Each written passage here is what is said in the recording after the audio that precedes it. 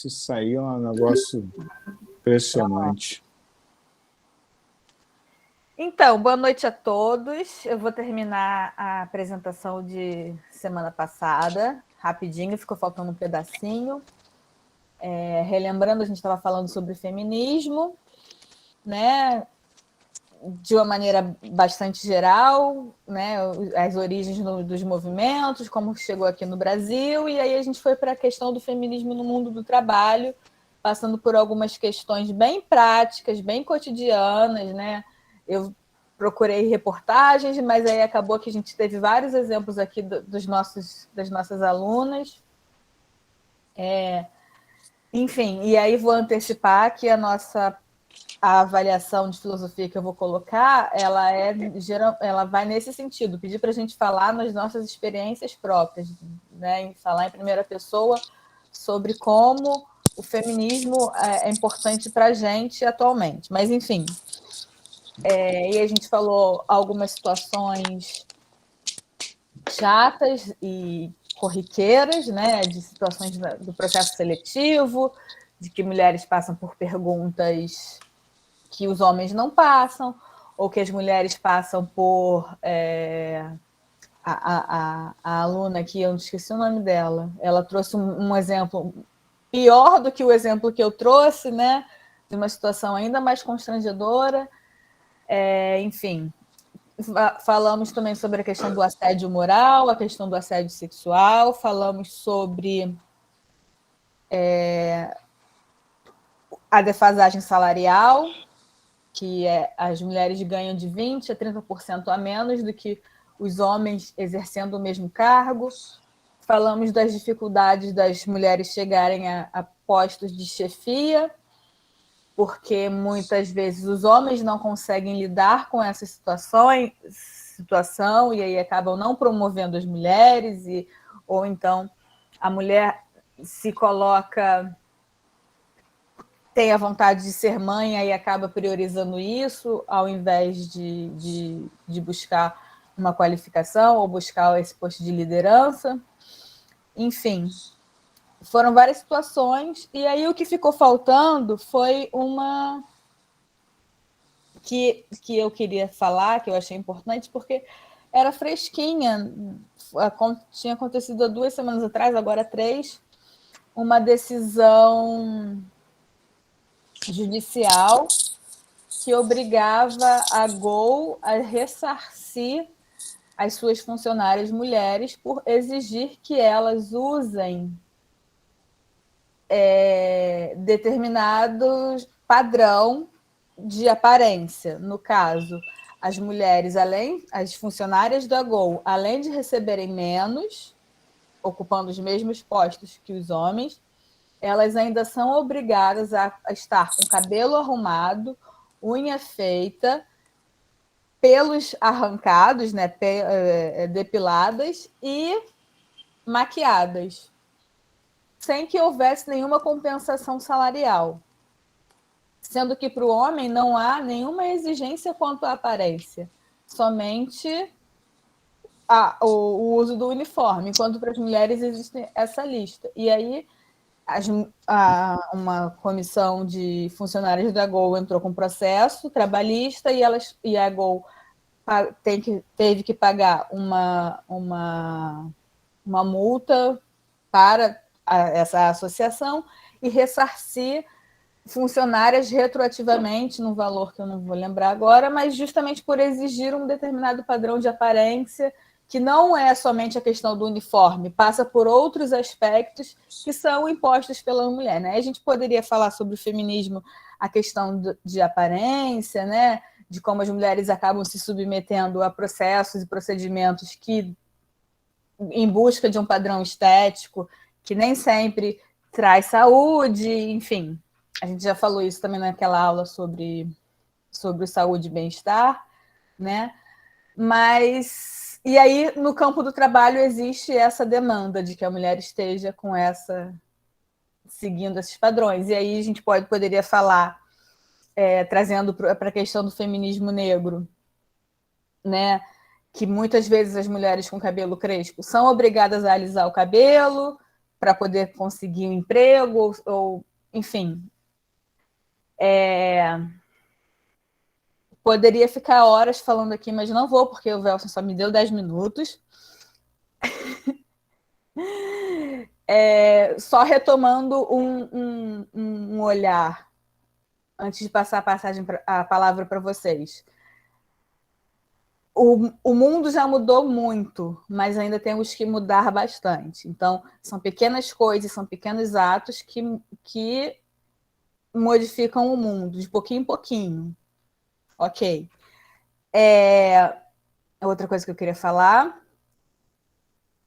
O machismo, o patriarcado, ele está muito arraigado na nossa sociedade. A gente reproduz comportamentos, a gente reproduz falas, sem que a gente perceba que são falas machistas que diminuem a mulher, que diminuem a importância da mulher na sociedade, enfim. O que a gente tem que fazer é olhar com um pouco mais de senso crítico e tentar mudar isso, evitar certos tipos de comportamento. E isso tem que começar todo dia, de pouquinho em pouquinho, na nossa casa, com os nossos filhos, com os nossos maridos, com os nossos pais, com as nossas filhas, para que aí, daqui a pouquinho, a gente tenha um mundo um pouquinho melhor, um pouquinho mais livre dessas questões que eu trouxe aqui, só um pouquinho, só uma pincelada na questão do feminismo. Tem muita coisa para a gente debater, muita coisa para ser modificada. E é isso. Queria passar um pouquinho a palavra antes de encerrar, Velsen. Queria ver se alguma aluna queria falar alguma coisa, ou algum aluno, e aí a gente encerra de vez. Tranquilo, Raíssa, fica à vontade aí. Alunos, né, se manifestem aí se tiver vontade, tá? Por favor. Fica à vontade aí, Raíssa.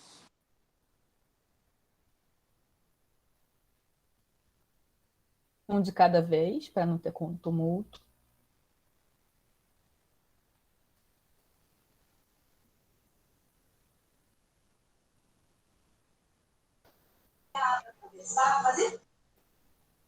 Vai falar, Alessandro? Foi só um susto. Boa noite, professora. Eu só queria dizer que é um absurdo isso. Algumas coisas aí que foi falado. Sim. Porque também, desculpa, eu tô também aqui assistindo aqui na cozinha, porque tem um barulho aqui na sala, aí não dá para falar muito, entendeu? Mas é assim, um pouco absurdo certos constrangimentos, né? Sim, com certeza. Por isso que a gente tem que falar o primeiro passo, né? Para a gente tomar ciência e tentar modificar. É verdade. E no resumão que eu falei agora, eu esqueci de mencionar a jornada tripla ou a jornada dupla, né? Que a mulher acaba sempre sobrecarregada, porque além de trabalhar as mesmas horas que o homem fora de casa, chega em casa e ainda tem que tomar conta da família toda, da casa toda sozinha, e isso acaba desgastando. Mas, enfim, acho que é isso, Velsen.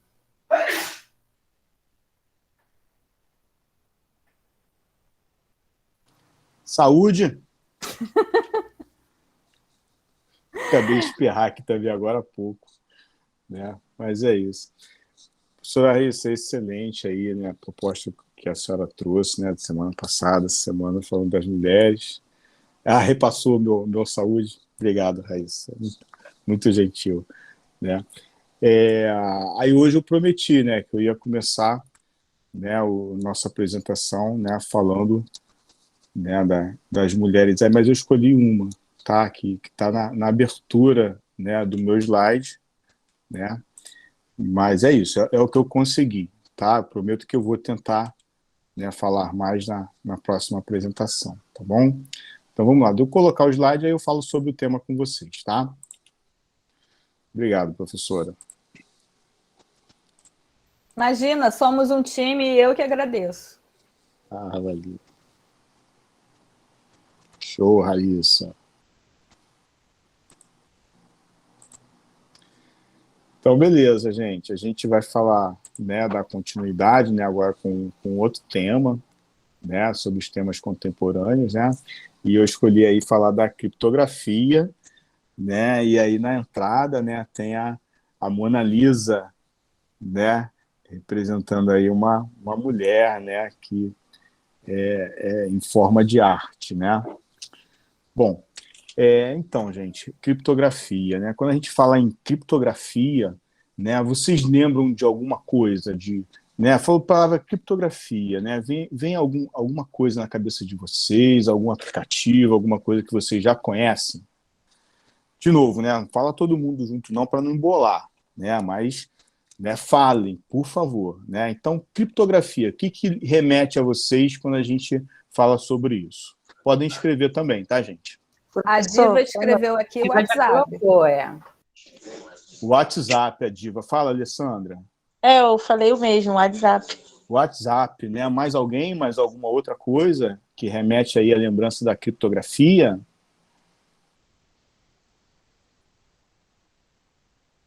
Privacidade. Boa, Eliseu. Boa. Né? Criptografia, né? Remete à privacidade também. Bancos, professor Wagner. Né? E aí trabalhando a ideia de privacidade mesmo, isso aí. Né? Mais alguém? Mais alguma coisa? Segurança, né? Criptografia remete a segurança, privacidade, segurança, né? Associada aí a bancos, ao WhatsApp, né? Isso aí, né? Então, assim, contribuição excelente de vocês, né?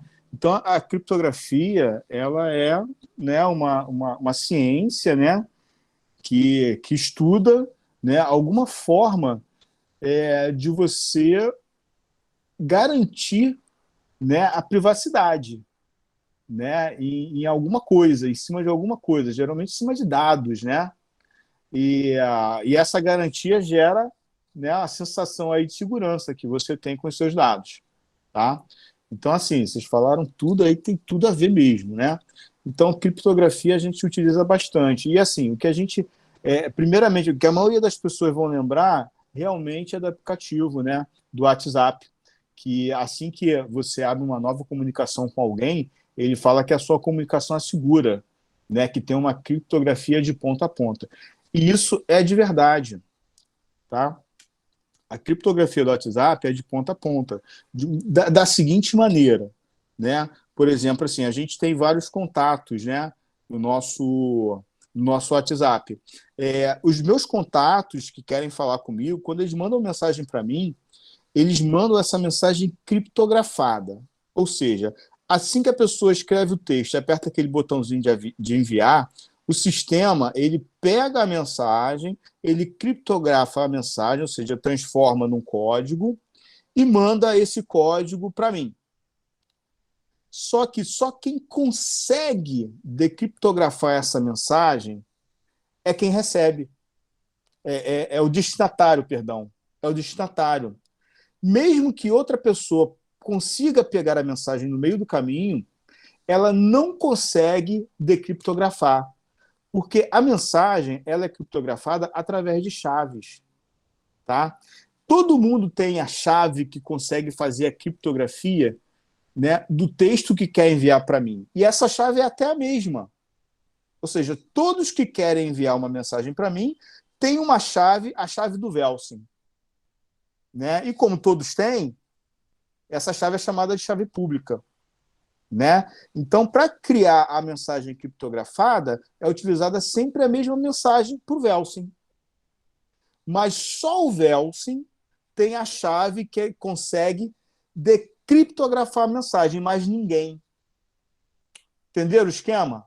Tá? Então, são duas chaves diferentes. Uma chave pública, que todo mundo vai lá e criptografa, mas uma vez criptografada, só o Welsen consegue ter aquela chave para poder ler a mensagem. É feita exatamente dessa forma, é uma criptografia que a gente chama de assimétrica.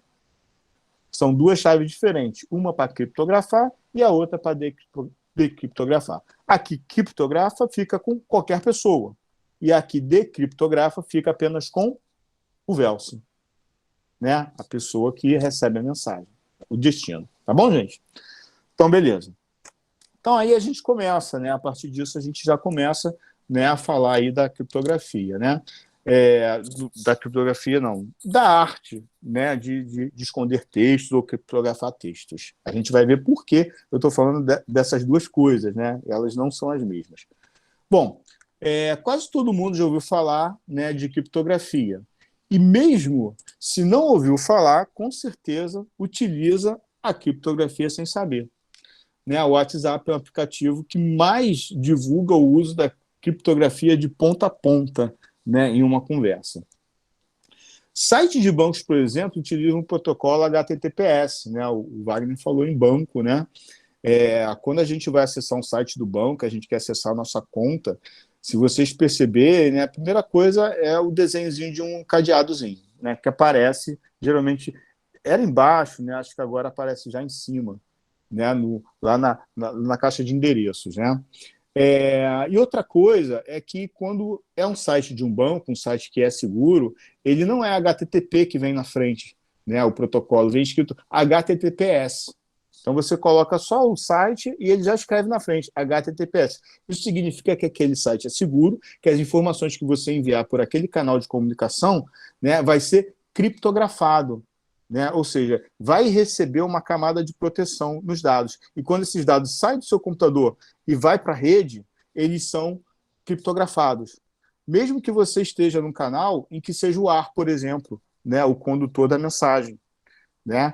O ar, qualquer pessoa que passa perto de você, ele pode capturar a mensagem, se ele tiver um dispositivo para isso. Mas e para ler a mensagem? É isso que não vai acontecer. Não em um texto criptografado. Se for um texto sem criptografia, um HTTP, por exemplo, a pessoa consegue ler o que foi enviado. É essa a diferença. Então, site que é HTTPS é diferente do HTTP justamente por conta disso. Texto criptografado e texto não criptografado. Ok? Gente, se alguém tiver alguma pergunta, quiser fazer algum comentário, taca lá no site, tá legal? Que aí alguém me ajuda, né? Professora Emanuele, professora Raíssa.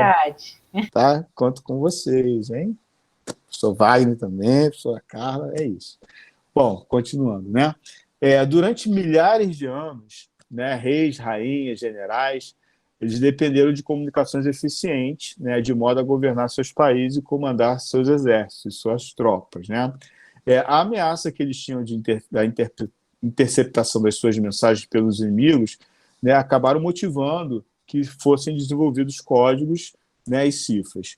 A busca pelo segredo levou nações a criarem até departamentos, né, para poder tratar essa questão da elaboração dos códigos. Ao mesmo tempo, os decifradores, ou seja, né, os inimigos, né, eles tentavam quebrar esses códigos para eles poderem saber que mensagem, né, é essa, né, que foi enviada.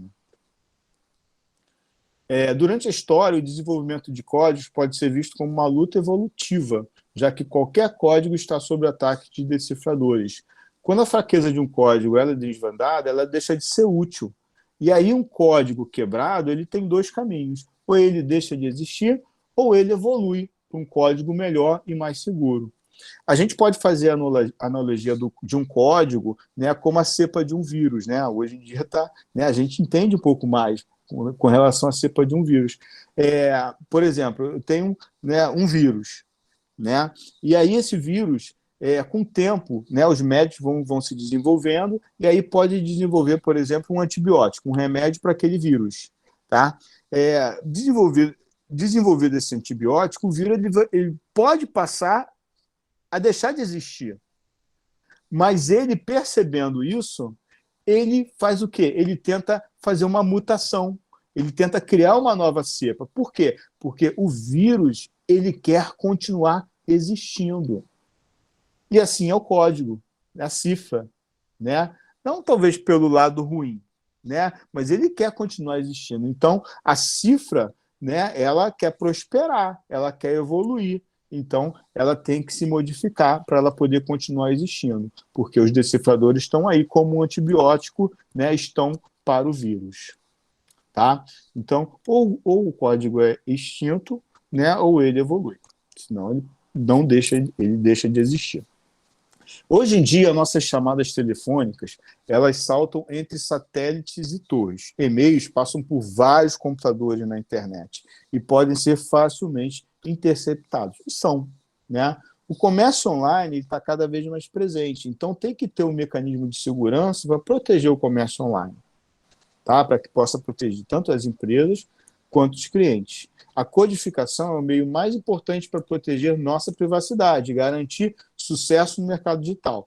Mas até que ponto a criptografia, né, ela tornaria a sociedade mais segura, né? Já que a criptografia ela também pode ser utilizada pelo mal, né? Por exemplo, políticos desonestos, né, que não querem que seus dados sejam vazados, senão aqueles milhares de dólares, né, poderão não ser roubados ou eles possam ser presos, né? Os terroristas, né, eles têm redes de criptografia para proteger as suas informações, porque uma vez eles descobertos, eles não vão poder fazer, né, o que eles vieram fazer, tá? Então, a criptografia está tanto no lado do bem quanto do mal, né? Assim como na maioria das coisas que a gente conhece, principalmente relacionadas, né, às tecnologias. Bom, antes de falar da criptografia em si, né, dar mais ênfase à criptografia, é importante a gente saber entender a esteganografia, né, que a esteganografia foi o início, né, da ideia da criptografia, mas não é criptografia. A esteganografia ela vem do grego, né, stegnos, que significa coberto, e graphen, que significa escrever. A esteganografia consiste no método da ocultação da mensagem, esconder a mensagem. E aí eu mostro algumas estratégias aqui, tá, de esteganografia. Por exemplo, a estratégia da escrita na cabeça do mensageiro, né? Essa técnica ela foi usada aí por reis e rainhas, né, dos mais diversos, né, pontos geográficos, né? Então a ideia era o seguinte, né? Eu pegava um mensageiro, claro, não podia ser um mensageiro careca, né? Senão não ia resultar no que eles gostariam, que seria esconder a mensagem. Então eu pegava um mensageiro cabeludo, né? E aí raspava a cabeça dele, né? E aí eu escrevia, né? O rei lá, a rainha, escrevia a mensagem. Ela quer mandar a mensagem para alguém da tropa, né? Por exemplo. E aí, né, escrevia a mensagem e esperava, claro, né, o cabelo crescer, porque senão a mensagem não ia ficar escondida, né? E a esteganografia trabalha com a mensagem escondida. E aí o cabelo crescia e aí o mensageiro ia até o destino dele, né? E lá no destino o cabelo, claro, né, para poder ler a mensagem teria que ser raspado. Tá legal? Então essa era uma estratégia de enviar uma mensagem escondida, tá?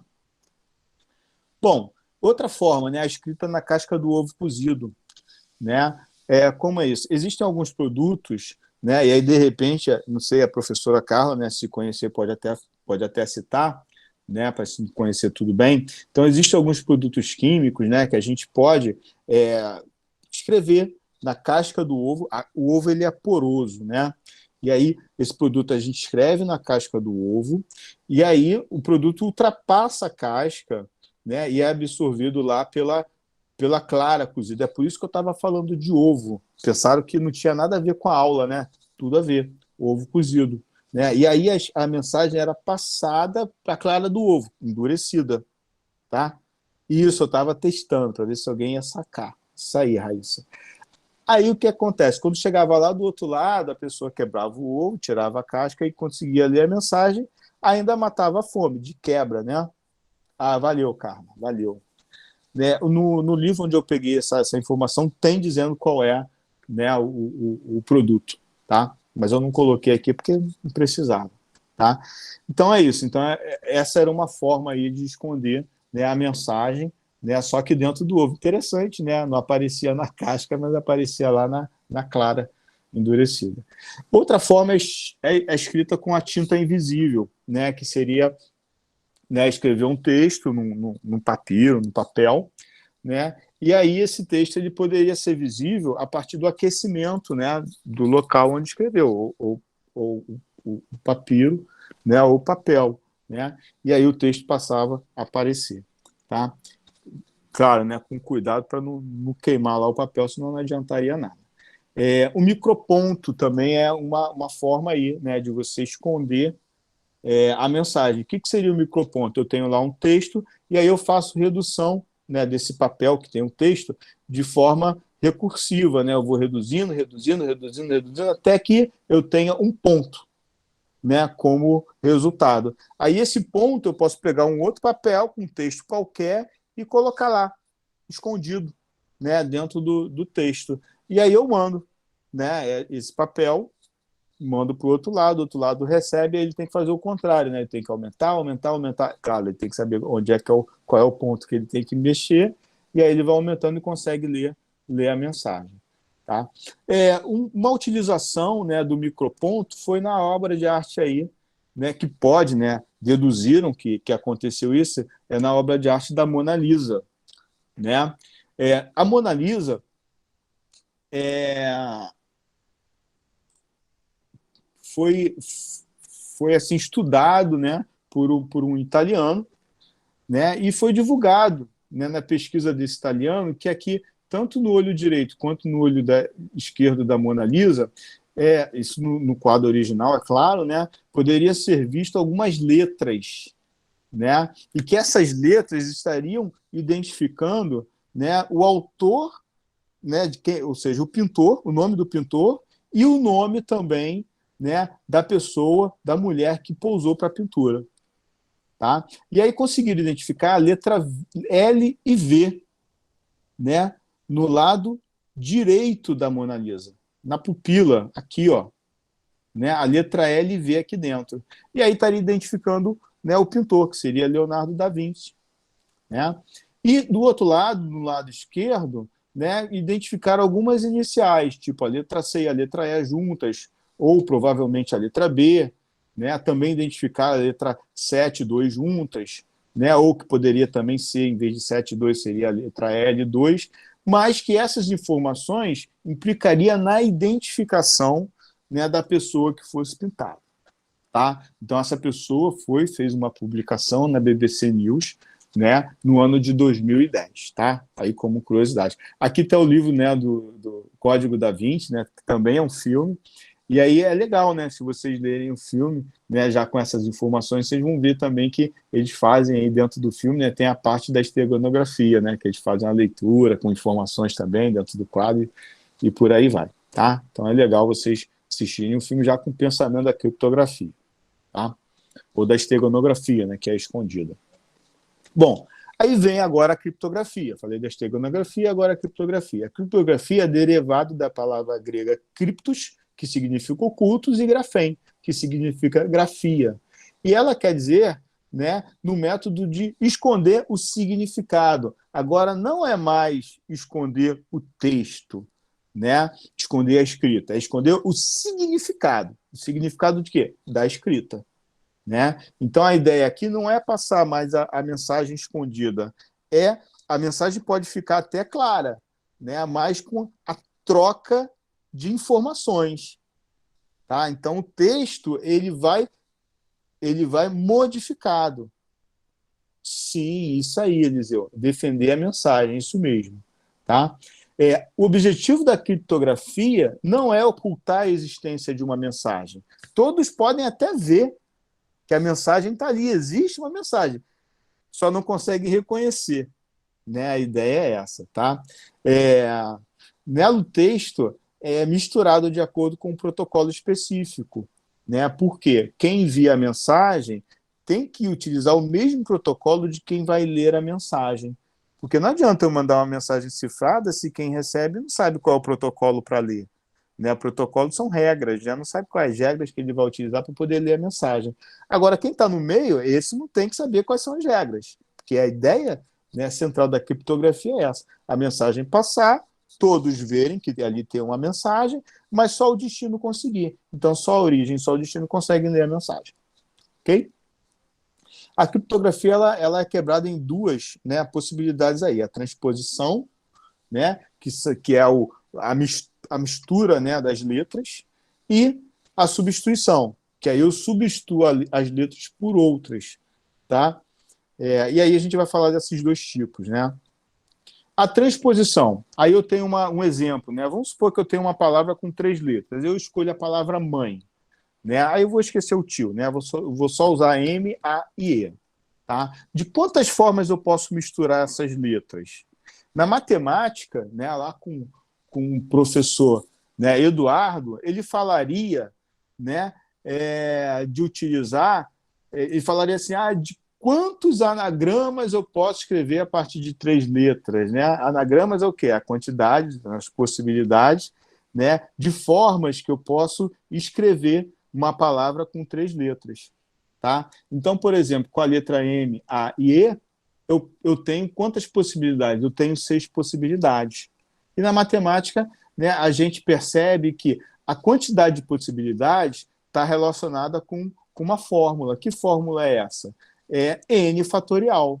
Esse N significa a quantidade de letras da palavra. Por exemplo, na palavra mãe, eu tenho 3 letras. Então, qual é a quantidade de formas, né, que eu consigo misturar essas letras? São 6, porque 3 fatorial é igual a 6. Lembrando que o fatorial é calculado assim.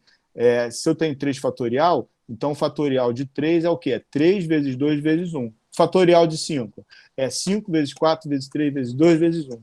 Fatorial de 7 é 7 vezes 6 vezes 5 vezes 4 vezes 3 vezes 2 vezes 1. Então, vocês já entenderam qual é a ideia do fatorial. Então, com 3 letras, eu tenho 6 formas. Fica fácil, né, para quem pegar uma dessas formas aí e interpretar que a palavra que eu quero enviar é a palavra mãe. Fica, né? Se for 3 letras, fica muito fácil. Mas se for uma frase de 35 letras, aí complica, né? Porque eu tenho 35 fatorial, né? É o número de formas que eu posso misturar essas letras aqui em cima, aqui dessa frase, né? A frase é: mas considere esta frase como exemplo. Então, são 35 letras. Então, 35 fatorial. Mas o que é 35 fatorial?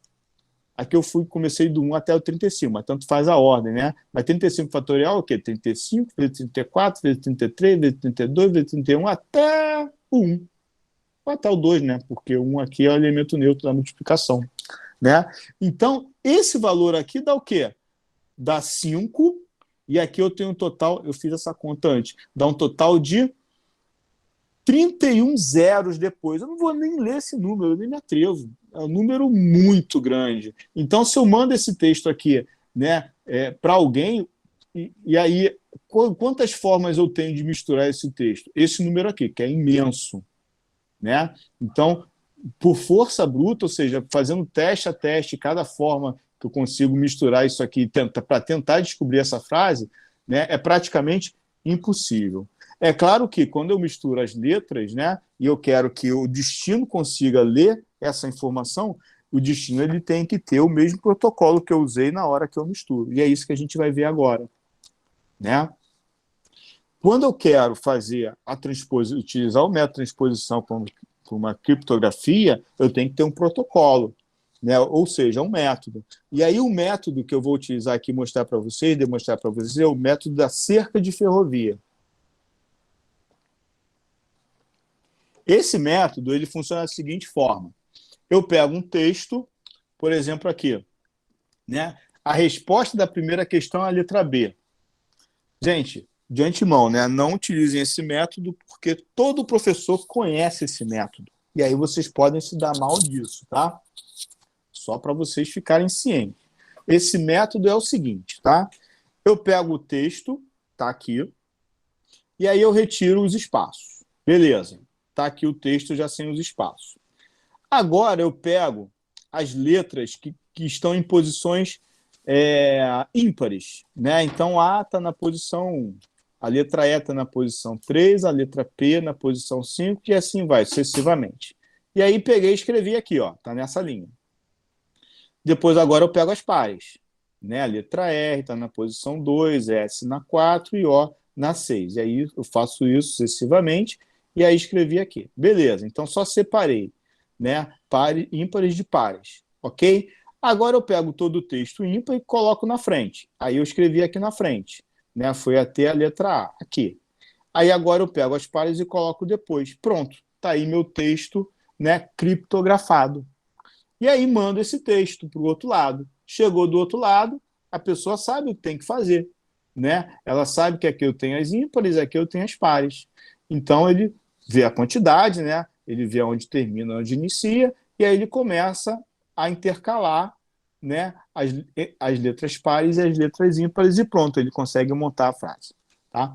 Gente, de novo, não utilize isso nas nossas provas, porque não vai dar certo. Né? A gente vai saber o que vocês estão escrevendo.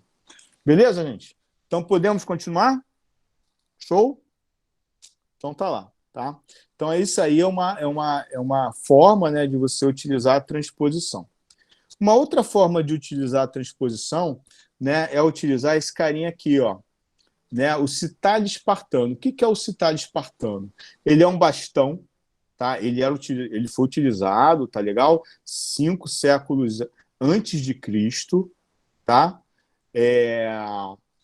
De uma forma que eles poderiam, já tinha criptografia, tá vendo? 5 séculos antes de Cristo, né? Uma forma que, né, na época, né, tinha para se esconder, né, um texto, né? Só que de forma criptográfica. Bom, então como ele consistia? Existia um bastão, né? Um bastão com base hexagonal, né? Então a base do bastão aqui, né? Ele tem 6 lados, e aí com isso, né? Com base hexagonal, né? Eu tenho 6 faces aqui nesse bastão. E aí eu tinha uma fita também. Eu pegava a fita e enrolava nesse bastão. Então a fita foi enrolada. Depois que enrolava, né? Eu poderia escrever o texto que eu queria, né? Cifrar. Aí escrevo o texto assim, ó, dessa maneira, né? Eu escrevo o texto em cada face. Beleza. Depois eu desenrolo, né, a fita. Quando eu desenrolo, as letras ficam o quê? Misturadas, né? Então fiz uma criptografia de transposição. Aí depois eu posso pegar essa fita e mandar pelo mensageiro. O mensageiro, inclusive, ele pode usar até essa fita como um cinto, né? E aí fica até, né? Ele até associa uma esteganografia, né? Porque ele tá usando como cinto, então para todo mundo aquilo é um cinto, não tem mensagem nenhuma ali, tá? E aí eu mando para o outro lado. Quando chega do outro lado, né? O receptor ele pega um bastão, né? Que tenha, claro, né? O mesmo diâmetro, né? Também tem a 6 lados, tem que ser um citalho similar, tem que ser um bastão similar, né? E aí ele pega de novo, né? Ele pega lá o cinto, enrola, e aí ele consegue decifrar a mensagem. Beleza? E aí dá tudo certinho, show de bola, tá? A frase que foi cifrada, ela vai ser decifrada do outro lado. Ok? Bom, fizemos a transposição, agora vamos fazer a substituição, tá? É aqui que meu estudo se aprofundou. Por quê? Porque uma das primeiras aparições da criptografia por substituição aparece no Kama Sutra. Então, para fazer esse trabalho, né, eu tive que estudar, né, o Kama Sutra a fundo, né? E aí, né, ó, o Kama Sutra aí, ó, ele está baseado em manuscritos aí que datam, né, século 4 antes de Cristo. Então, o Kama Sutra é bem antigo, né?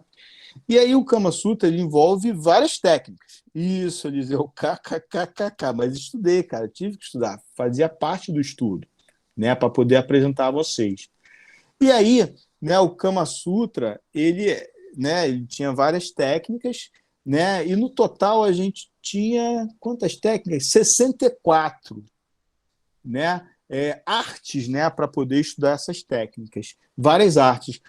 Dentre essas artes, né, a gente tinha aí o estudo da culinária, do vestuário, da massagem. Cada arte tinha, né, uma posição, uma numeração representando essa arte, né, a preparação de perfumes.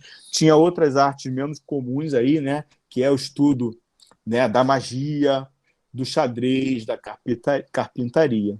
E o estudo da criptologia era de número 45, que era chamado Meletita Vikalpa. Não sei se a pronúncia está certa, mas, né, é isso que está escrito aí, né? Meletia Vikalpa, tá? Era a arte da escrita secreta. Como era feita essa arte, né? A ideia era o quê? Ajudar as mulheres a, né, esconder, né, as informações que para elas eram sigilosas. Então era feita dessa forma. Primeiro, vou fazer uma pergunta a vocês, né? E aí vocês respondam. Quantas letras tem, por exemplo, o alfabeto romano, que é o mesmo alfabeto latino? Quantas letras? Que é o nosso alfabeto, né? Temos quantas letras aí? A professora Reito chutou 26. A professora está certa? Né? Temos 26, é isso? Alguém concorda? O Manuel está rindo. Não sei não, gente. 26? Quem dá mais, quem dá menos? Vale ponto, gente. Ninguém quer ganhar ponto? Quem discordar de mim perde ponto. Então, ó, se concordar, ganha ponto. Se discordar, perde ponto. E Eliseu, 21, já perdeu ponto 2 vezes. A Suênia concordou, ganhou ponto. Mais alguém? Tem 26. Suênia falou que tem 26. Mais alguém? Ó, já estão dando a cola. Ponto da Suênia, já ganhou os pontinhos. Pontinhos estão aí, Suênia. É só pegar que é teu. Isso aí, professora, a senhora é show de... Ih, Diva 20. Diva 20 não, Diva. 26. Tá? Então, beleza. Se tem 26, se eu dividir por 2, dão 13, correto? Então, isso quer dizer que eu posso fazer uma relação, né, de pares, né, de 13 pares, né, no nosso alfabeto. Tá? E era assim que era feito lá, né, na arte, né, de criptografia do Kama Sutra. Tá? Então, ó, eu vou associar, como são 26, eu posso ter 2 grupos de 13 letras. Então, essa primeira linha eu tenho, né, o primeiro grupo, na segunda linha eu tenho o segundo grupo. E aí eu faço isso de forma embaralhada, tá? De forma aleatória. Tá? Então, eu posso pegar a letra V, a letra A e associar a letra V, a letra D associar a letra X, a letra I associar a letra G, a M, a C, e por aí vai. Tá? Então, eu formo pares aqui. Bom, feito isso, eu posso agora pegar meu texto e já cifrar. Ficou fácil, né? Porque aí a letra E está associada a qual letra? Olhando para cá, a letra U, ó. Então, no lugar da letra E, eu coloco a letra U. A letra N está associada a qual letra? A letra S. Então, no lugar da letra N, eu coloco a letra S. Ó, aqui, né, eu estou aqui na cifra já. Ó. Aqui não, aqui é o texto original. E aqui já é a cifra. Texto cifrado. Tá? A letra C, eu vou associar o quê? A letra M. Tá? Então, no lugar da letra C, eu coloco a letra M. Então, vocês já perceberam, né? Como eu faço essa cifra. Tá? Então, a técnica é essa. É claro que essa tabela ela tem que ser enviada também para quem? Para quem recebe, para o receptor. Tá legal? Então, quem envia tem a tabela e cifra. E quem recebe tem que ter a mesma tabela, porque se a tabela for diferente, tadinho, ele não vai conseguir decifrar e não vai encontrar, né, ninguém à meia-noite, né, porque ele não conseguiu decifrar, perdeu a chance. Tá? Então, beleza. Então, primeira técnica aí. Bom, uma técnica que foi muito utilizada e utilizada até, né, durante séculos, gente, utilizando a técnica, era a cifra de César. Tá? E aí, né, César, o imperador de Roma, ele utilizava essa cifra para poder se comunicar, né, com os seus comandantes, né, na guerra, né? Porque na época, né, César, né, Roma, né, ele queria o quê? Ele queria conquistar novas terras. Então, ele participava muito de guerras, né? O primeiro documento que usou a cifra de substituição para propósito militar aparece nas Guerras de Gália, né, de Júlio César, de 58 a 52 anos de Cristo. Ele descreve como enviou uma mensagem para Cícero. César tinha uma curiosidade, né? Ele escrevia o que ele fazia, né? Ele tinha essa ideia, né, de ele deixar informações, né, para a história. Né? Então ele descrevia. E aí ele descreveu, né, que ele enviou como ele enviou uma mensagem para Cícero, né, que na época na ocasião ele estava cercado, né, e prestes a se render. E ele conseguiu enviar uma mensagem para que Cícero conseguisse, por fim, né, ele se salvar. Tá? Como é que ele fez, né, para cifrar a mensagem? Ele não utilizou a cifra de César, foi uma outra forma. Ele fez o quê? Ele conhecia o alfabeto grego, e aí ele trocou as letras do alfabeto grego. Ele era um ditador romano, não é isso? Né? E aí ele conhecia né, perdão, ele conhecia o alfabeto grego, tá? E conhecia o romano, claro, né, o alfabeto dele. E aí ele fez a troca, né, das letras do alfabeto romano pelo alfabeto grego e mandou a mensagem. E aí ele conseguiu, tá, livrar aí, né, Cícero, né, de ser capturado, tá? Bom, mas enfim, né, qual era mesmo, né, a cifra que deu o nome dele? Não foi essa, foi outra, né? O César utilizava o alfabeto romano, né, normalmente, mas para cifrar as suas mensagens, ele criou um outro alfabeto, mas um alfabeto da seguinte forma: ele simplesmente deslocou o alfabeto dele. O alfabeto original ele começa da letra A, B, C, D até a letra Z. E o alfabeto deslocado que ele usou como cifra é um alfabeto deslocado. Então ele não começa da letra A, ele começou da letra D. Então ficou D, E, F, G. Quando chegar na letra Z, né, ele começa, né, ele volta para a letra A, B e C. Então esse aqui é o alfabeto deslocado, esse aqui é o alfabeto original. E aí, né, como utiliza isso aqui para poder cifrar ou decifrar uma mensagem? O exemplo que eu vou mostrar para vocês aqui, né, é um exemplo de decifrar uma mensagem. Então tá aqui, ó. Eu tenho um texto cifrado, né? Não dá inicialmente para a gente poder entender, interpretar o que é esse texto. Então, se a gente pega esse texto por aí, para a gente não significa nada, ou melhor, significa nada, né? Bom, mas para quem entende que isso aqui é um texto cifrado e foi cifrado utilizando a cifra de César, significa muito, tá? Então, quem recebe esse texto e sabe que ele foi cifrado com César, ele consegue fazer a leitura. De que forma? Bom, para decifrar, eu preciso do alfabeto, né, original e o alfabeto deslocado. E aí a associação é a seguinte forma: assim como a gente utilizou no Kama Sutra, né, a gente vai associar uma letra no alfabeto cifrado pela letra do alfabeto deslocado.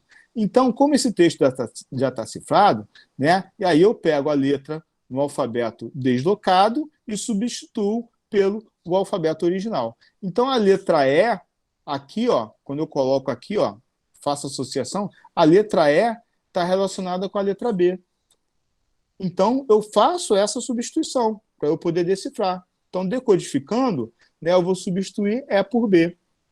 A letra U, aí olha aqui, né, está associada à letra R. Então, eu substituo por R.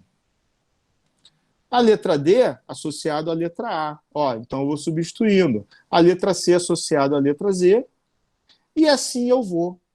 Tá legal, gente? L para I, O para a letra L, a letra F a letra C, a letra R a letra O, a letra P a letra N e a letra C a letra Z. Então, a minha mensagem cifrada é o quê? Brasil com Z. Tá ok? Então, César utilizava, né, essa cifra, claro que só ele podia conhecer e só o outro lado podia conhecer. Se o meio conhecesse, né, a cifra de César, alguém que está no meio, pegasse a mensagem, né, o inimigo, né, mas se conhecesse a cifra de César, o inimigo iria sim conseguir decifrar a mensagem. Tá? E aí tudo, né, poderia ficar a perder. Tá? Beleza. Então tá lá, achamos o texto original aí. Né? Cifras como César eram chamadas de cifras monoalfabéticas, porque só utilizava um único alfabeto, aquele alfabeto deslocado, né, para cifrar e para decifrar a mensagem. A partir do século IX, né, estudos foram realizados, né, estudiosos árabes, né, eles realizaram estudos sobre, né, textos criptografados. E aí, mesmo sem conhecer o texto cifrado, se ele fosse suficientemente grande, era possível decifrar a mensagem. Por quê? Porque eles passaram a estudar a frequência das letras que apareciam na mensagem cifrada. E aí, se eles conhecem a frequência das letras no texto cifrado, né, e eles conhecem bem o alfabeto que eles estão trabalhando, eles conseguiriam fazer a análise, né, do texto e, por análise, eles conseguiriam decifrar a mensagem. Tá? Então, essas pessoas, esses estudiosos árabes, né, eles inventaram a criptoanálise. Ó, percebam aí, estou no século IX, né? A cifra de César, ela iniciou aí, né, pelo menos em registro dos seus estudos, ainda antes de Cristo, tá? Então são 900 anos aí, né, no mínimo aí de utilização, né, da cifra de César, de 800 a 900 anos, tá? Então eles inventaram a criptoanálise, né? Então agora, além dos criptólogos, né, eu tenho o quê? Os criptoanalistas, né? E aí, né, foi quando começou, né, a guerra, né? Os criptólogos criam a cifra e os criptoanalistas, né, decifram essa cifra, tá? Bom, a ideia era a seguinte, né? Por exemplo, o alfabeto, ninguém viu essa tela, né? Vamos lá, o alfabeto português, né? Utilizando a ideia de frequência, né? Se eu pego um texto grandão, vocês acham que dentro desse texto, qual é a letra que mais aparece? E aí? Né? Falem para mim, dentro de um texto grande, né, qual é a letra que vocês acham que mais vai aparecer? A Deise falou que é a letra A. Mais concordo. alguém? A Alessandra concorda. Beleza. Alguém discorda? Não, calma aí, Manu, não dá ponto ainda não. Tem mistério ainda nisso, né? Isso, mano, calma, segura aí. Alguém discorda? Alguém acha que é outra letra? Letra O, falou o Fábio, né? Mais alguém? A letra E, a Carmen, né? Mais alguém? As vogais, né, aparecem muito, né, nos nossos textos, né, nas nossas palavras. Letra E, a Suênia. Gente, é a letra A, sim. Né? De cara, né, quem foi que falou, né, que a letra A foi a professora Raíssa? Eu também. Deise e a Alessandra. Isso, pontinho. Manu, por gentileza, agora pode distribuir os pontinhos aí. Elas têm toda a razão, né? Aqui tem uma tabelinha, ó. Então, a frequência com que aparece a letra A, ela equivale a 14 a 15% do total de letras de um texto. Tá? A letra B, 1%, aparece pouquinho, né? Com relação a 15% da letra A, mas a primeira, que tem mais frequência de aparecer em um texto é a letra A, com 14 a 15%.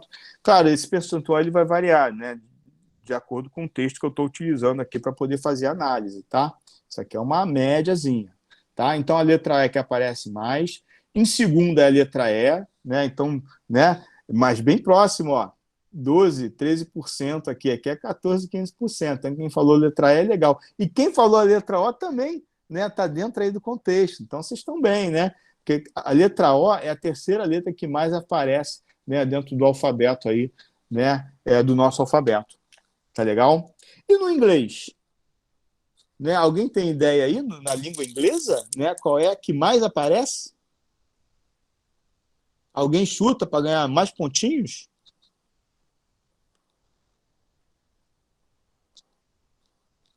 Gente, eu falei que o pontinho, né, é de brincadeira, mas é de verdade, tá, gente? Tá valendo ponto. Depois o ponto aparece lá para vocês, tá? Letra I, falou a Diva. Letra H, falou a Juliana. Se vocês quiserem justificar por que estão falando a letra, tá? Podem falar. Ih, o pessoal já está chutando. Letra A, letra W, letra I. Ih, rapaz, agora foi. Né? O pessoal chutou o balde. Não, gente, no inglês, tá? A letra que mais aparece é a letra E. Pô, a letra E. Isso, Eliseu. Boa, Eliseu. Letra E de Eliseu, isso aí. É a letra E. A segunda que tem mais frequência, vai na E também, né, Suênia? Boa, Suênia. Pontinho, Manu. Manda pontinhos aí para mim. Então, a segunda letra é a letra T. Isso aí, boa, Suênia. Né? E a terceira letra é a letra A. Tá? Então, isso depende muito do alfabeto. Tá? Então, assim, os analistas eles têm que ter a mensagem e têm que saber qual é a língua em que eles querem traduzir. Tá bom? Para que eles usem, né, o estudo da Tem uma frequência. pergunta, Velso. Opa, manda aí. Qual é a pergunta? Pode falar ou ler o texto, Manu, para mim, por favor. Porque o alfabeto baiano é diferente do Rio. Ah, por que o alfabeto baiano é diferente, não é o mesmo. O som é que é diferente, né? Mas aí é regional. Mas deve ter alguma questão histórica para isso. Professor Wagner, o senhor sabe por que a pronúncia, né, é diferente do Rio? No caso aí, como você falou, né, Gelson, o alfabeto ele é o mesmo e o que a gente tem são os chamados sotaques regionais, né?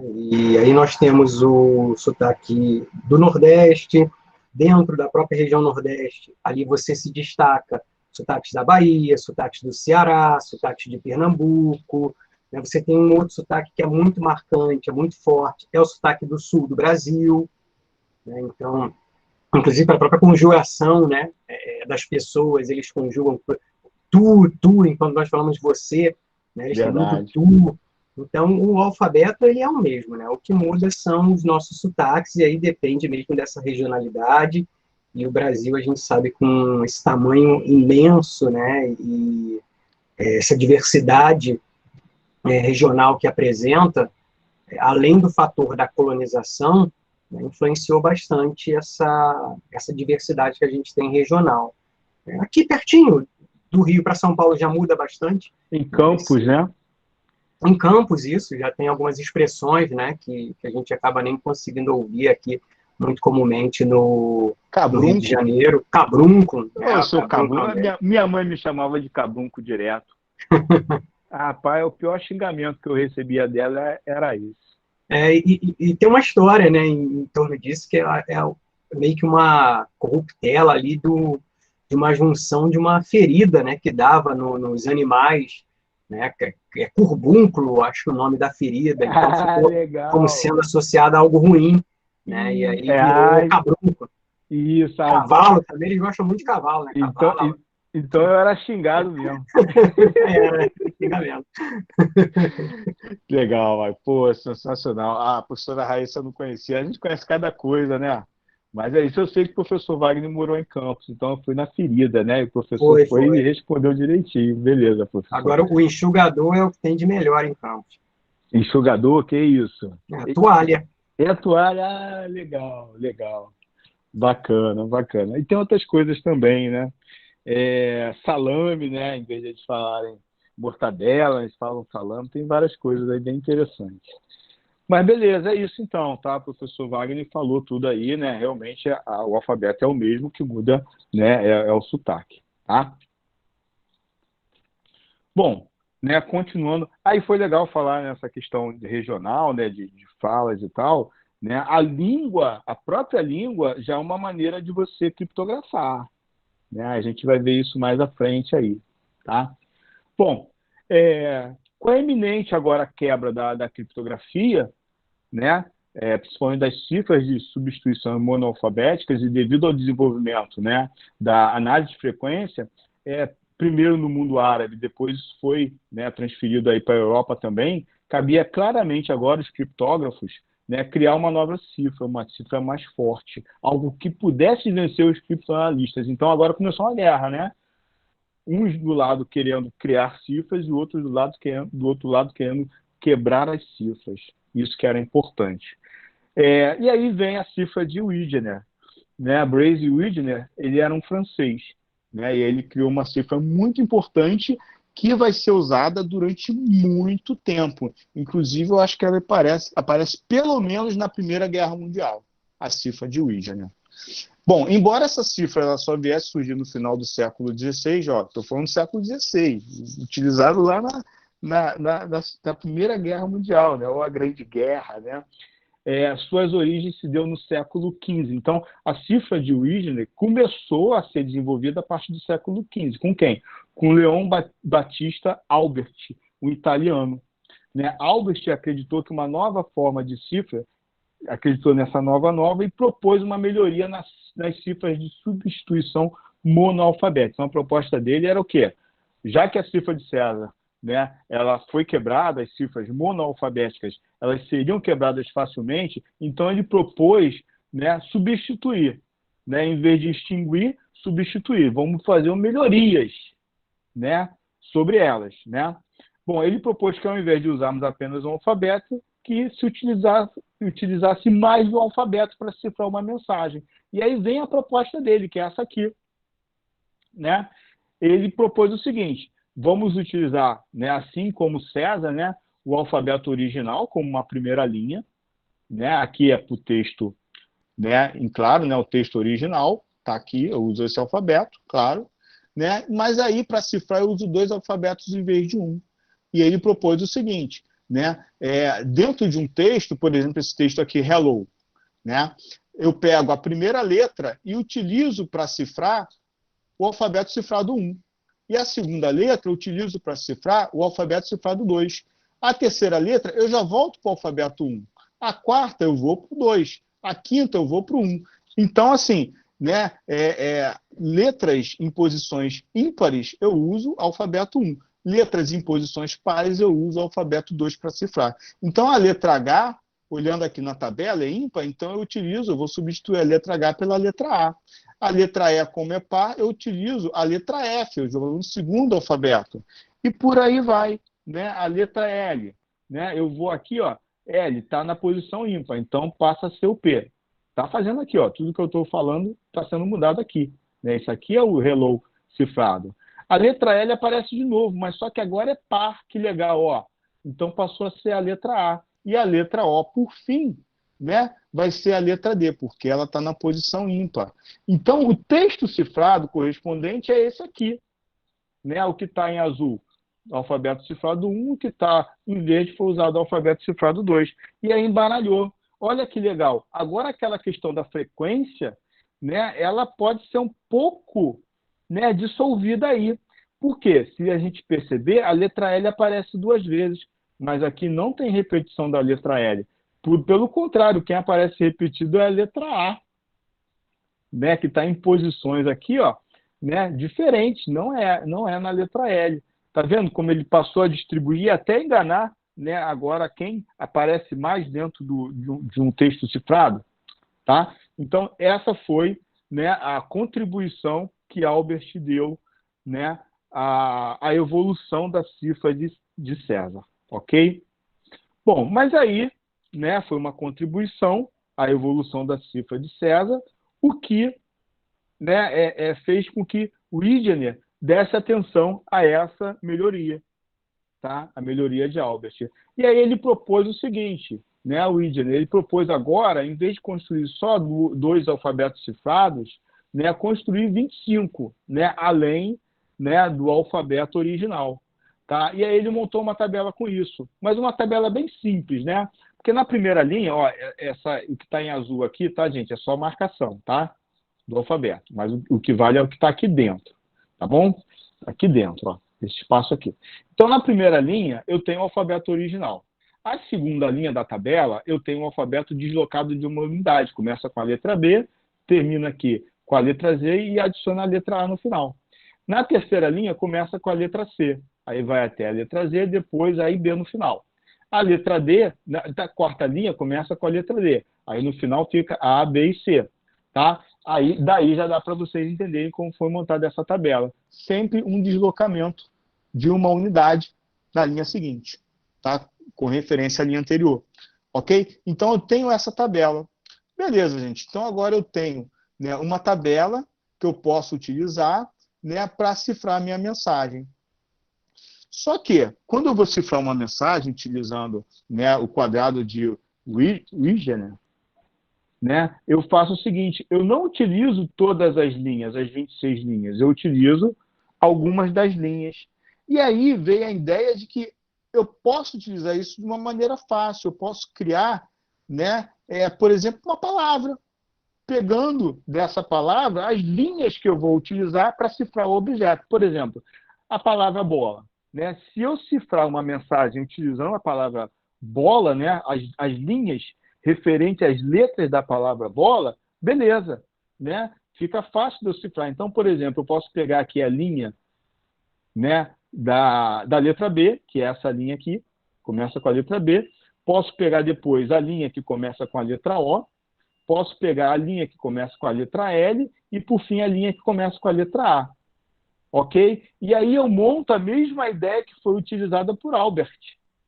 Tá? Então, só que Albert utilizou 2 linhas, né?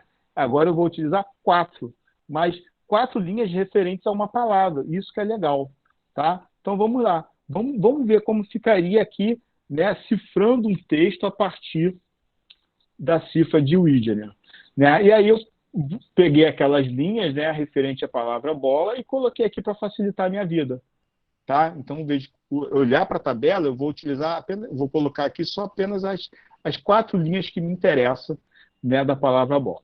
Então, beleza, tem 4 linhas aqui. Coloquei ela aqui, coloquei o texto o alfabeto original aqui em cima, e agora eu vou cifrar. Então, quero cifrar o texto, né? A frase Hello Class. O que eu faço? Né? Eu vou utilizar o que eu chamo agora de chave, tá legal? Então, a palavra bola agora para mim é a chave de cifragem. Então, o que eu faço? Né? Eu sei que a letra H eu vou cifrar utilizando a linha que começa com B.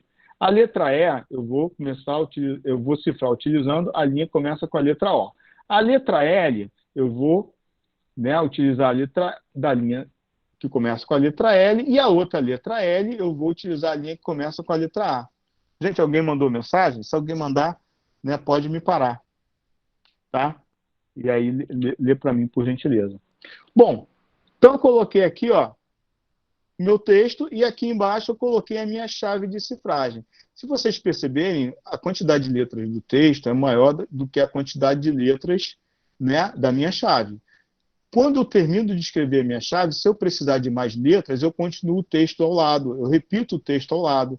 Então eu tive que colocar a palavra bola de novo, e para finalizar eu só precisei da letra B e da letra O. Beleza, então agora eu posso fazer a cifragem utilizando o quê? Utilizando essas linhas, né, lá do quadrado de Widgener. Beleza. Então, para cifrar a letra H, eu vou usar, né, a linha da letra B. Então, H está aqui, eu vou substituir H por I, porque o I é associado a H quando eu olho, né, para a linha da letra B. Então, H eu troco por I. Então, é isso que a gente faz. Então, no texto cifrado, H eu troco por I, né? Agora, eu vou cifrar a letra E. Só que agora eu tenho que usar, né, a linha associada à letra O. Então, ó, a letra E está aqui, a letra O está aqui. Então, ó, a letra associada, né, a linha da letra O e a letra E do alfabeto é a letra S. Então, eu substituo a letra E pela letra S. Então, faço a substituição, né? Agora eu quero cifrar a letra E utilizando a linha da letra L. Então, a linha da letra L está aqui, a L está aqui, então, né, a letra associada é a letra W. Então, eu troco L por W, né? E aí a outra letra L, olha que interessante, né? A outra letra L, ele já vai usar a linha da letra A. E utilizando a linha da letra A, né, eu vou ter o quê? A letra L associada. Não tem problema. Tá legal? Então, ó, letra L. E assim, gente, eu vou fazendo, né? O O vai para a letra P, o C vai para a letra Q, o L, né? Agora é interessante, né? O L foi para a letra W, né? Porque a letra L agora vai utilizar o quê? A linha da letra L como referência. E quem está lá? A letra W. Ah, não, repetiu, né?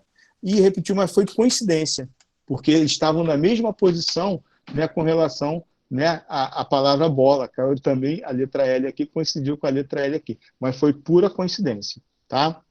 A letra A, né, vai ser a própria letra A letra S cifrando vai ser a letra T, e por fim a letra S vai ser a letra G. E aí eu tenho meu texto cifrado, agora é esse aqui, né? Só que quem receber esse texto cifrado, ele tem que saber que ele tem que utilizar essas 4 linhas aqui do quadrado de Widgener, nessa ordem, para que ele possa ter de volta aqui o texto Hello Class. Se ele embaralhar, por exemplo, aqui, já não vai dar o texto original, que é Hello Class, já não vai dar. É só ele mudar qualquer letra que tiver aqui, em vez de escrever bola, escrever labo, para poder decifrar, já não vai dar certo, tem que ser na mesma ordem. Então a gente chama isso aqui de chave.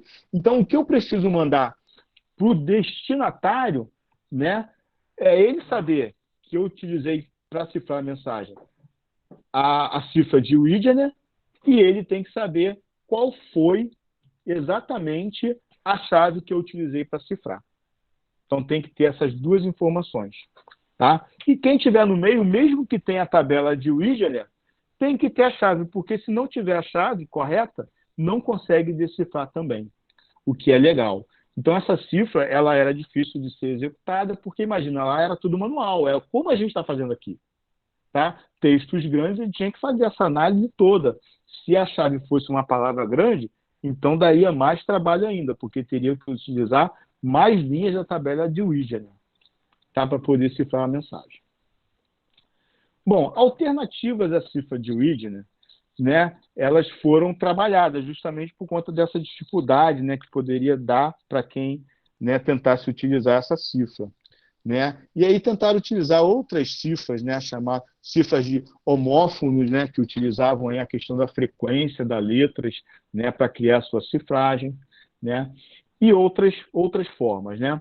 Bom, com o passar do tempo, governos investiam na criptoanálise e mensagens com cifras monoalfabéticas eram constantemente quebradas.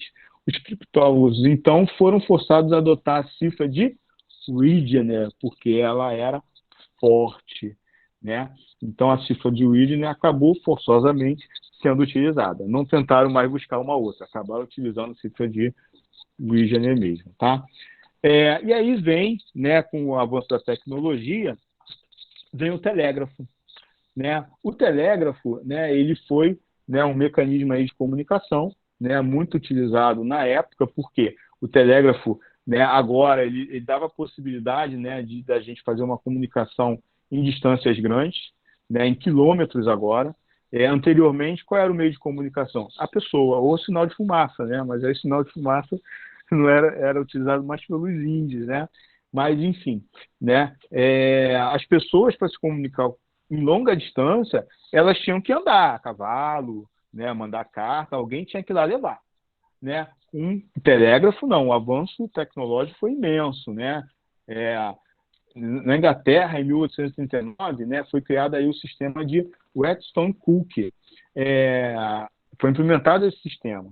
Esse sistema ele foi implementado para poder fazer a comunicação entre as ferrovias de West Drayton e Paddington, a uma distância de 29 quilômetros, uma conquista tremenda. Só que essa comunicação aí ela foi feita da seguinte forma, né? Para usar o telégrafo, era o quê? Na verdade, eram fios que interligavam um ponto a outro, um ponto A e um ponto B. E nessa tecnologia aí, eles fizeram o seguinte, eles colocaram 26 fios. Olha que interessante, 26 fios, justamente o que? A quantidade de letras do alfabeto. E para mandar a mensagem, por exemplo, quero que a letra A seja emitida de uma ponta a outra. Então, ele mandava um pulso elétrico por aquele fio. Então, cada fio era associado a uma letra do alfabeto.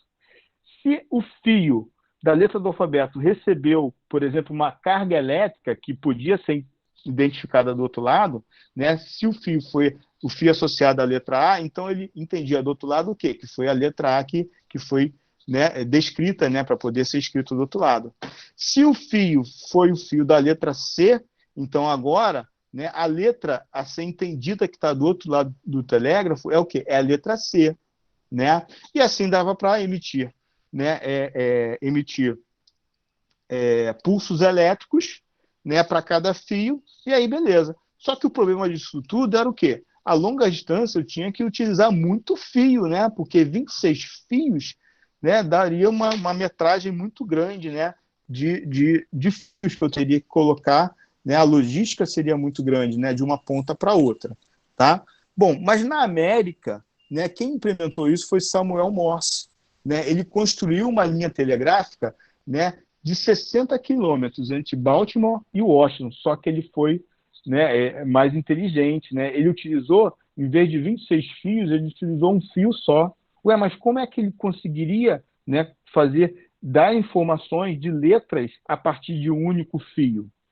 E aí ele criou, né, o código Morse, que não é um código criptográfico, tá? É só uma outra forma de escrever o objeto, o alfabeto. Né? Então, no código Morse, ele representa cada letra por pulsos. Pulsos muito curtos, né, pulsos elétricos muito curtinhos, ele associava a ponto. e pulsos elétricos mais longos ele associava a traço, né? E ele fez uma codificação, onde um ponto e um traço representava a letra A. Se fosse um traço e 3 pontinhos, representava a letra B. Se fosse um traço, ou seja, um pulso longo, um pulso curto, um pulso longo e outro pulso curto em seguida, representava a letra C. E assim sucessivamente. O interessante é que no código Morse, ele conhecia a questão das frequências das letras. Então, por exemplo, um pontinho, né, ele era associado à letra E. Por quê? A letra E era a que mais aparecia em um texto. Então, era a que mais vai ser usada. Então, se eu usar, né, um pulso mais rápido de ser praticado na hora lá do telegrafista, né, mandar a mensagem, né, então ele consegue tornar o quê? Que o envio da informação seja mais rápido. Tá legal, gente? Ó, eu posso ver aqui que a letra E é um ponto, a letra T, que é a segunda mais frequente, é apenas um traço, né? Aí depois vinha E, T, e vinha qual letra mesmo? Acho que a letra A, ó. A, né? Era um ponto e um traço. Né? Então, o código Morse ele foi criado com base o quê? A frequência das letras. Bom, o telégrafo ele era muito eficiente em comunicação, né? Porém, a transmissão dele em longas distâncias requeriam, né, retransmissões. Por quê? Porque quando eu jogo um pulso elétrico dentro, né, de um fio, por exemplo, esse pulso ele vai ser dissipado, ou seja, ele vai se diluir ao longo do caminho. Então, se a distância é muito grande, pode ser que o pulso que eu mande aqui, ele não chegue do outro lado, dependendo da distância. Tá? Então, eu tinha que ter pontos de interseções. Com pontos de interseções no meio do caminho, o que acontece? Né? Um ponto de interseção, eu tenho o que ali dentro? Eu tenho um telegrafista. Né? Esse cara, ele pegava tudo que recebia e retransmitia para frente. E se tivesse outro ponto, outro telegrafista retransmitia, né? Até que eu conseguisse, né, passar a mensagem de um ponto até outro, de forma que essa distância seja muito longa, porque existem telegrafistas no meio do caminho. Bom, com isso, gente, se eu tenho muita gente no meio do caminho, todos que estão no meio do caminho conseguem ler a minha mensagem, porque o código de Morse, por exemplo, não é uma criptografia, é simplesmente uma substituição. Todo mundo sabe quem é a letra A, sabe quem é a letra B e por aí vai. Tá?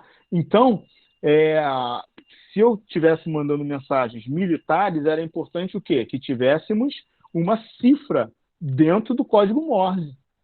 Tá? Então, né, eu tinha que reconhecer, eu tinha que destacar uma cifra para que isso acontecesse. E, naquela época, né, da criação do telégrafo, foi utilizada a cifra de Wigner como uma cifra, né, muito forte, e na ocasião foi até nomeada como uma cifra indecifrável. Tá? No francês, le chiffre indéchiffrable. Falei tudo errado, né, professora Raíssa? Mas é por aí. Se a professora souber falar, fala para mim, por gentileza, me socorre. Le chiffre indéchiffrable. Isso, tá vendo? Como é difícil, né, falar, né? Le chiffre indéchiffrable. Não, falo não só direito, mas é por aí, gente. O véuzinho é por aí. De francês. Manu, me salva, Manu, me salva. Francês eu também não sei. Tem que fazer o biquinho. Eu não sei fazer o bico, não sei. É por aí, né? Bom, eu vou ler só Le Chiffre, o resto as pessoas já entendem, né? Que é o quê? Fez bonito. Não, Raíssa, perfeito, né? Eu estou bem servido aqui. Né? Então, beleza, gente. Então é isso, né? Então, na França, né, essa cifra era conhecida como a cifra indecifrável. Olha que tamanho, né, tinha essa cifra para eles. Bom, ainda no século XIX, né, tinha um britânico chamado Charles Babbage, né? Ele se destaca por várias, né, contribuições científicas, inclusive aí, né, ele foi um precursor, né, dos computadores modernos, né? Babbage ele se deparou com a cifra de Wigner, né, e desenvolveu métodos para tentar quebrar essa cifra. E aí ele não utilizou a frequência, né, não utilizou aquele método da frequência, porque aquele método ele não era, né, um método, né, vamos dizer que não era um método que conseguia realmente quebrar a cifra de Wigner, né, porque eram métodos na época utilizados para quebrar cifras, né, monoalfabéticas, e o Widgener era uma cifra polialfabética. Tá? Então, o Babbage, ele, né, criou aí, né, tentou criar um método, descobriu, na verdade, um método, né, para decifrar a cifra de Widgener. Mas só que ele decifrou a cifra não pela frequência das letras, mas sim buscando encontrar o quê? A palavra-chave. Tá? Então, ele foi no caminho de encontrar a palavra-chave e ele conseguia encontrar, então a cifra não era mais indecifrável. Né? E aí essa quebra da cifra, né, embora, né, os criptógrafos tenham, né, se esforçado para criar novas cifras, nada de grande importância após a cifra de Widgener foi criado, né, durante a segunda metade do século XIX. Então funcionou bem até o século XIX. Né? Então, ponto aí para criptoanálise. Bom, apesar disso, né, o povo, né, principalmente os ingleses, né, o povo europeu, eles ficaram fascinados, né, com a questão da criptografia, né, e utilizavam isso até para distração. Né? E na época, né, as pessoas elas utilizavam para esconder, né, seus segredos, né, de pessoas biblioteiras, né, dos fofoqueiros e tal. Então, de alguma forma, eles utilizavam aí, né, para recreação ou até mesmo para realmente guardar um segredo, porque assim não era todo mundo que conhecia a cifra de Widgener, conhecia quem estudava e sabia até que ela era possível até quebrar, né? Mas para quebrar também era difícil, né? Então ainda assim ela era segura, mas não para fins, né? Por exemplo, militares, né? Segredos de governo, aí eles não utilizavam mais porque sabiam que era possível quebrar. Tá? Bom, e aí as pessoas pegaram gosto, né, por utilizar a cifra, né, com intuito recreativo. Né? Então o gosto pela criptografia aumentou e não demorou para que as pessoas começassem a expressar suas habilidades criptográficas, né, numa grande variedade de maneiras. Né? E aí jovens apaixonados, né, proibidos de expressar seus sentimentos em público, passaram a trocar mensagens criptográficas através das colunas de cartas de jornais da época e provocavam curiosidade dos criptoanalistas. Porque, assim, os jovens, né, que faziam estudo e tal, né, e aí, né, aos pares, eles queriam manifestar, né, seus sentimentos e tal por, né, de alguma forma, né, eles faziam os estudos, publicavam, né, os seus textos lá nos jornais e eles esperavam que seus pares, né, conseguissem ler a mensagem criptográfica que eles mandaram e mais ninguém, porque eles já tinham um acordo, né, entre, né, as mensagens. E outras pessoas no meio percebiam que existiam quem? Os criptoanalistas, né? E eles ficavam curiosos em saber qual foi a mensagem enviada ali no meio. Tá? E ao passar do tempo, né, os próprios criptógrafos eles passaram a colocar mensagens cifradas para que outros criptógrafos, né, conseguissem ler a mensagem. Então passou a ser por vezes, né, uma tarefa, né, uma atividade recreativa aí, né, criptografar e decriptografar a mensagem dentro de jornais. Tá?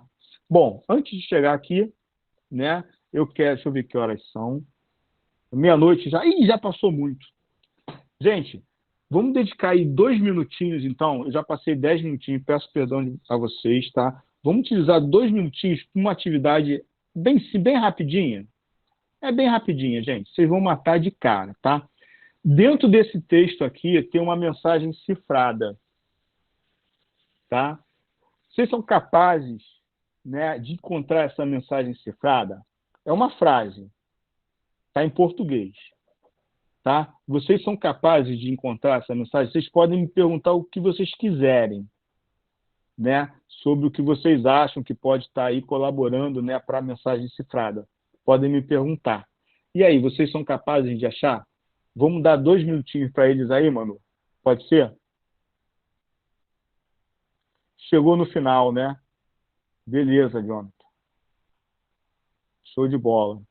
Não, tranquilo, tá excelente. Mas chegou na hora de decifrar essa mensagem. Deise, para com isso, Deise. Muito chata você, hein? Muito chata. Tem um Vou até narrador... colocar 10 pontos para ela. 10 pontos. Ó, tem um narrador, ela decifrou, né? Mas assim, não fala como foi não, tá, Deise?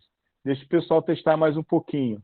Tem um narrador que fala assim, quando o jogador ele faz lá um drible muito bom, muito maneiro, uma jogada, um gol. Ridículo. Isso, mano. Ele fala assim, você é ridículo, Deise, você é ridícula, Deise. Arrebentou. Boa, né? Ó, Só para deixar né? registrado que é o elogio do narrador. É elogio, isso é um elogio, tá, gente? Tá gravando, hein? Pelo amor de Deus. A Deise entendeu. Eu mandei assim um elogio cifrado agora para a Deise, ela compreendeu. Boa, Deise, boa. Mais alguém, gente? Bom, a Deise já deu a dica aí, né? Eu acho que aí ficou mais fácil, né? Vocês decifrarem, né? Alguém quer mais tempo? Para quem não descobriu, posso falar como a Deise decifrou? Aí, tá vendo? Tá vendo, Manu? A gente vai encontrando aí, ó, habilidades. Né? Verdade, ó, o Jonathan levantou a mão. Fala, Jonathan. Quer mais tempo? Professor, eu posso falar por que que a Daisy conseguiu? Ah, alguém passou cola para ela, foi? Não, eu entendi. Ah, bom. Ah, você entendeu como a Daisy conseguiu. Perdão, Daisy. Né? Sim. Você quer falar, então? Então, vou deixar o Jonathan falar. Fala, Jonathan. Então, nessas frases, em cada tópico, tem um ponto debaixo da letra. Cada ponto tem que ler Vou dar um e marcador aqui para apontar. encaixar as Aqui, ó. frases. Isso. Né? Você vai juntar as letras que tem um pontinho embaixo, não é isso? Isso. Isso. E claro, né, nem todas as letras têm pontinho embaixo, mas eu grifei de uma forma diferente, né?